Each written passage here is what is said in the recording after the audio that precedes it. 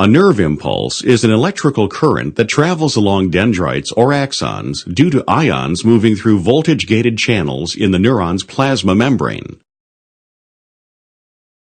Voltage-gated channels open and close in response to an electrical voltage, so they are affected by changes in electrical charge around them. When a neuron is at rest, a charge difference is maintained between the inside and outside of the cell. This charge difference is produced and maintained largely by active transport using sodium-potassium pumps. The pumps send sodium ions out of the cell and bring potassium ions in.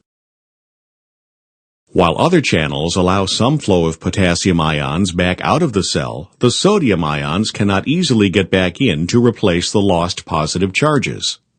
The overall result is that the exterior of the cell has a net positive charge and the interior has a net negative charge. The difference in charge between the interior and exterior of the cell is called the resting membrane potential. A nerve impulse begins when a stimulus disturbs the plasma membrane on a dendrite, causing sodium channels to open. Sodium ions flow into the cell, lessening the charge difference at that location.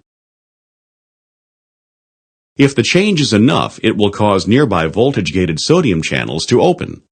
This allows so many sodium ions to flood into the cell at that location that the membrane there is depolarized, with the local region inside the cell having a net positive charge and the outside of the cell having a net negative charge.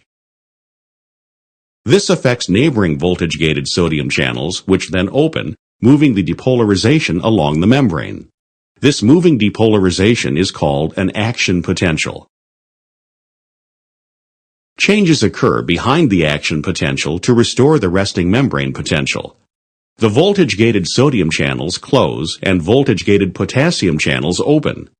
This allows a rapid flow of potassium ions out of the cell, repolarizing the membrane so that the inside is again negative and the outside positive. This is followed by use of sodium-potassium pumps to fully restore the resting membrane potential and to reestablish proper concentrations of sodium and potassium ions inside and outside the cell.